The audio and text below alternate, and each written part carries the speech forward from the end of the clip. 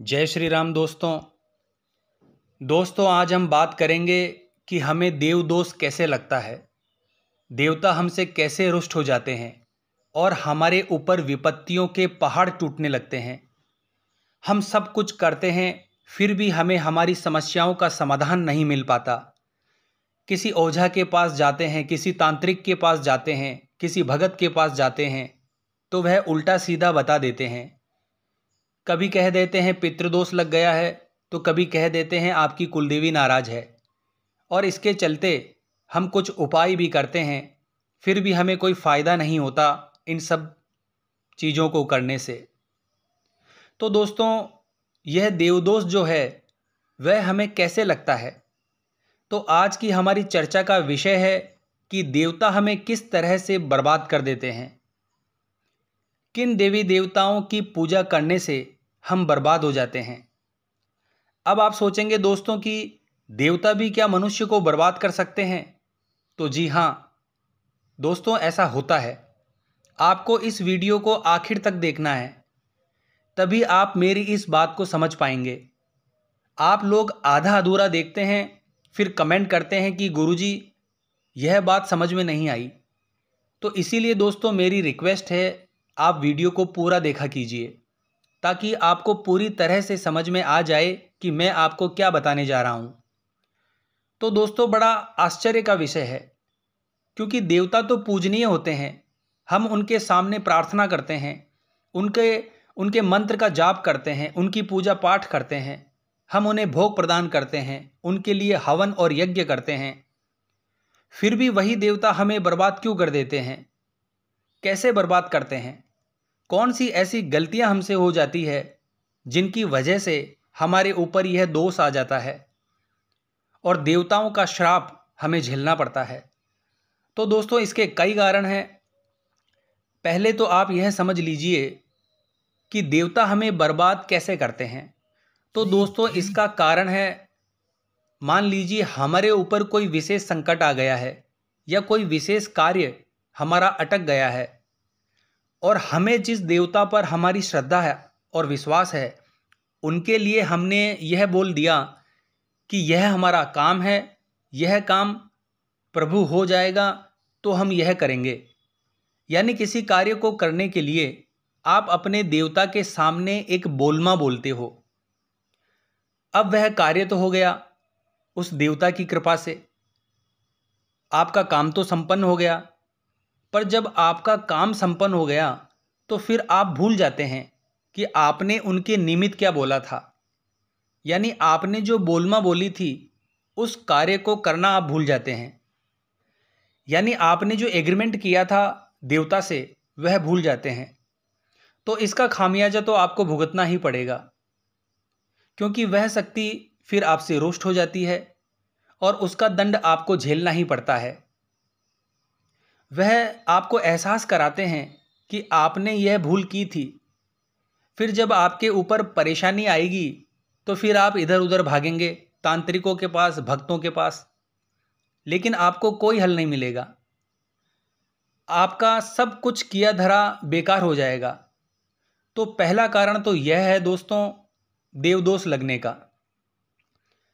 दूसरा कारण है दोस्तों, मान लीजिए पहले आप हनुमान जी की पूजा करते थे या भैरव जी की पूजा करते थे, तो आपने किसी कार्य को पूरा करने के लिए या उस कार्य में जल्दी सफलता आपको मिल जाए, उस कारण से आपने किसी छोटी शक्ति का, जैसे ब्रह्म राक्षस, बेताल, प्रेत, पिशाच, इनमें से किसी को पकड़ लिया और आपने उनकी पूजा पाठ शुरू कर दी। तो दोस्तों इसका परिणाम क्या होगा आप जानते हो? तो वह देव शक्ति जिसकी पूजा पाठ आप करते आ रहे हो, अचानक से थोड़े से लालच में आकर के आपने उनकी पूजा पाठ बंद कर दी और आपका झुकाव दूसरी तरफ हो गया और आपने दूसरी चीज़ों की पूजा पाठ शुरू कर दी। तो वह देव शक्ति फिर आपसे नाराज़ हो जाती है।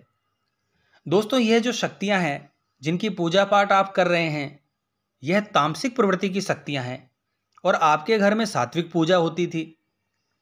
अब आपने तामसिक पूजा पाठ शुरू कर दी थोड़े से लालच के कारण, तो वह सात्विक देवी देवता तो रुष्ट होंगे ही, साथ ही आपकी जो कुलदेवी और कुलदेवता हैं वह भी रुष्ट हो जाएंगे और आपके कुलदेवी कुलदेवता के नाराज होते ही आपके कुल में परेशानियों की बाढ़ आ जाएगी।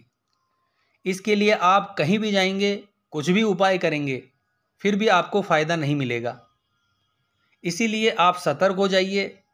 घर में आपको इस तरह की पूजा पाठ बिल्कुल नहीं करनी है। जो कुछ आपको चाहिए, क्या आपके इष्ट देव में इतनी शक्ति नहीं है जो वह आपकी समस्या का निवारण कर सके? दोस्तों, आपको भरोसा रखना चाहिए अपने इष्ट पर, अपनी पूजा पाठ पर। आपको दृढ़ विश्वास होना चाहिए अपने ऊपर और अपने भगवान के ऊपर, अपने देवता के ऊपर। दोस्तों, वह आपकी हर समस्या का समाधान करने में सक्षम है, परंतु आपकी श्रद्धा और विश्वास उनके ऊपर पूर्णतया नहीं है। इसीलिए आप भटकते हैं और कभी भी आप अपने देवी देवताओं को बदलने की सोच लेते हैं। कुछ समय आप किसी की पूजा पाठ करते हैं, फिर उन्हें छोड़कर कुछ समय के लिए आप दूसरे देवी देवताओं की पूजा पाठ करने लगते हैं अपने स्वार्थ की पूर्ति के लिए। तो यह सब गलत है दोस्तों। इसका उल्टा खामियाजा आपको भुगतना पड़ेगा और आपको देवदोष ऐसे कार्य करने से लग सकता है और आपकी घर की परेशानियां बढ़ सकती है। दोस्तों, जब तक आप अपने देवी देवता से हृदय से माफ़ी नहीं मांगोगे, जब तक आपको किसी भी प्रकार का फ़ायदा प्राप्त नहीं होगा। आपको अपने धर्म पर, पूजा पाठ पर, अपने देवता पर अटूट विश्वास होना चाहिए। तीसरा कारण है दोस्तों, आपके घर में सात्विक देवी देवताओं की पूजा पाठ होती थी और अब आपने सात्विक देवी देवताओं को तामसिक भोग देना शुरू कर दिया। किसी ने आपको बता दिया कि तामसिक भोग देने से देवता बहुत जल्दी प्रसन्न हो जाते हैं और इच्छा को पूरी करते हैं, और आपने वह कार्य शुरू कर दिया। तो दोस्तों, जो आप भोग लगाएंगे वह तो आपका स्वीकार होगा ही नहीं, क्योंकि वह सात्विक प्रकृति के देवी देवता हैं, और ऐसा आप करेंगे तो वह आपका घर छोड़कर चले जाएंगे। जहाँ तामसिक भोजन का प्रयोग किया जाता है वहाँ पर सात्विक देवी देवता नहीं रह सकते। जिस घर में मांस, मदिरा, अंडे का भोग दिया जाने लगे, शराब का भोग दिया जाने लगे, तो उस घर को बर्बादी से कोई नहीं रोक सकता। उम्मीद करता हूँ दोस्तों मेरी बात आपको समझ में आ रही होगी। तो इन्हीं कारणों से हमारे ऊपर संकट आ जाते हैं। पूजा पाठ करते रहने के बाद भी हमें इन कष्टों से छुटकारा नहीं मिल पाता है। इसीलिए दोस्तों, आप अपने धर्म पर, अपने अपने इष्ट पर अटूट श्रद्धा और विश्वास रखिए। आपकी जो भी समस्याएं हैं वह अवश्य समाप्त होगी इन्हीं इष्ट देवता की कृपा से। मैंने देखा है दोस्तों बहुत बार कि सनातन धर्म के होते हुए भी बहुत से लोग मज़ारों पर चले जाते हैं, अन्य धर्म के स्थान पर चले जाते हैं, और जब वह शक्तियाँ आपके घर में आती है तो आपके देवी देवता घर छोड़कर चले जाते हैं, और वह शक्तियाँ शुरू में आपको बहुत फ़ायदा देती है, बहुत आराम देती है, क्योंकि यह तो निश्चित है कि आपके कार्य कुछ समय के लिए बनेंगे, मगर कुछ समय बाद वह आपको बर्बाद करने पर उतारू हो जाएंगे। फिर उनके चंगुल से आप कभी नहीं निकल पाओगे, क्योंकि उनमें अधिकतर शक्तियाँ जो होती है वह तामसिक प्रवृत्ति की शक्तियाँ होती है।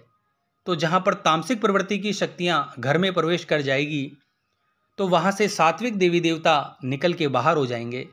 इसीलिए ऐसा कार्य आपको बिल्कुल भी नहीं करना है। ध्यान रखिए दोस्तों।